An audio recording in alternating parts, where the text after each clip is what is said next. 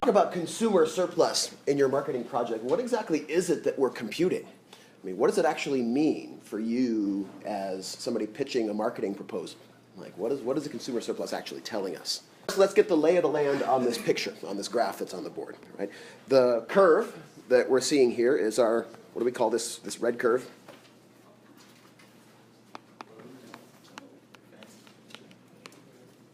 The red curve is our demand function.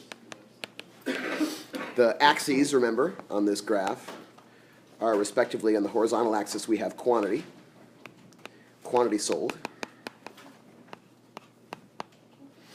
if we call that our X. What goes on the vertical axis, what does that represent? Price. The price that we charge for our product per unit. And this is price per unit in dollars. The quantity sold, I think, for this project at least, this quantity is measured in thousands, I believe. Thousands of units, do I have that right? So I'll just kind of notate that here. Thousands of quantity sold. Okay. And so this red curve is our demand function. And as you rightly point out, when we compute consumer surplus, the mathematical answer is that we're computing this purple area. Consumer surplus.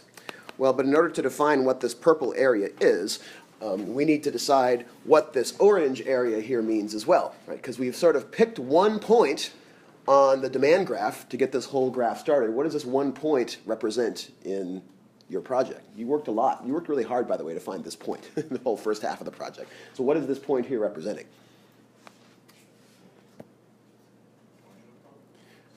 Close. So marginal profit would be more of a slope. Marginal profit would be a slope on a profit graph. Here I'm looking at a demand graph and singling out a single point. How did you find that point?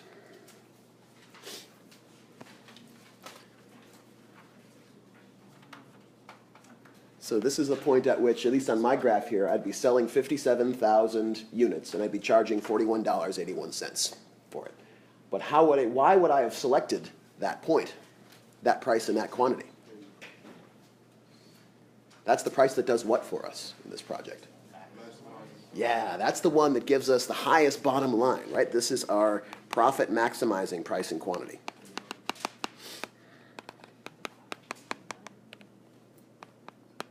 Right? So it's our profit maximization point. And so once I've decided on the price I'm charging and the quantity I'm going to sell at that price, then that defines for me what's this orange rectangle. This orange rectangle is going to have an area that's equal to 57, the quantity that we're making, times 41.81, right? The width times the height is how we get the area for a rectangle. But what do I get when I multiply a width, which is a quantity, multiplied by a price, the height? Yeah, I got several answers at once there. I'm close. It's not quite profit, because profit is the balance between revenue and cost, right? And there's nothing about cost on this diagram. Just the revenue, exactly. Revenue by definition is price times quantity, right? It's the total amount of receipts that we get in from selling our product, irrespective of how much it costs us to make that product. Right? So this orange rectangle, the area here, is our total revenue.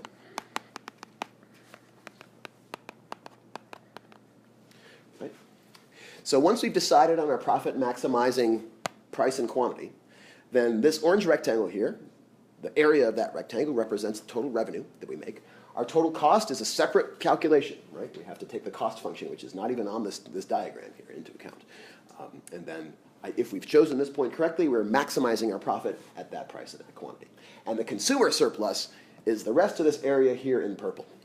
So, all right, so now that we have everything labeled on this diagram, does that change your viewpoint on how to describe what consumer surplus actually means? What is it actually telling us?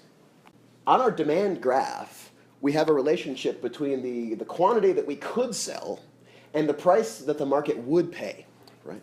Once we decide on what price and quantity we're actually going to charge, like what we're actually going to charge and how much we're actually going to be able to sell, and there we set our price, we're charging everybody that buys the product that same price, right?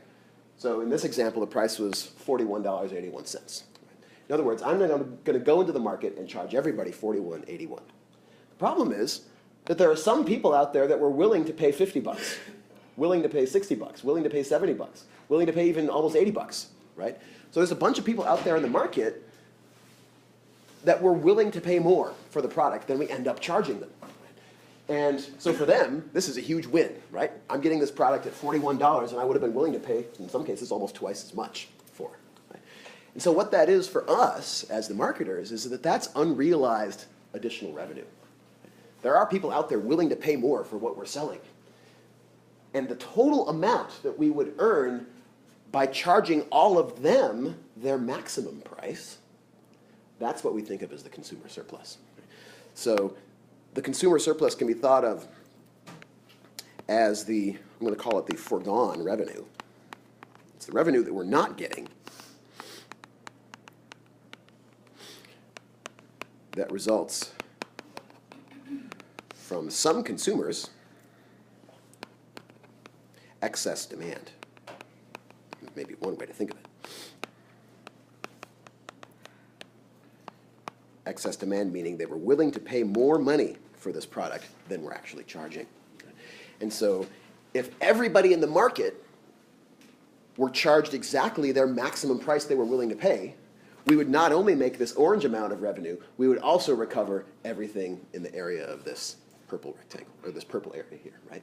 So that's the consumer surplus. It gives us kind of a sense of how much more money there is out in the, how much more revenue there is out in the market that we're not getting because for some consumers we set our price too low, right? Even if that maximizes our profit. So the goal of consumer surplus then is to kind of put a ceiling on how much money we could make by going out into the market and practicing what's called price discrimination. Price discrimination means going to one market of individuals and charging them a different price than we charge in another market. So I see this all the time. I live down, both your professor and I live down close to the Cape. And when we drive across the Cape Bridge, we see the gas prices go up pretty quickly as soon as you cross, like into Bourne, right over the Sagamore Bridge.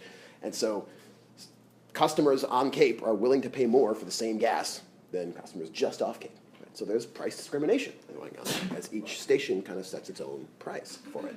And so if I were a distributor distributing to those different markets, I could practice price discrimination in an effort to recover some of this purple consumer surplus. Right? So one way to do it, for example, might be to say, all right, why don't I divide up my 57,000 units that I have here? Let me just divide it in two. Maybe I'll charge this $41 price to a certain segment of the market.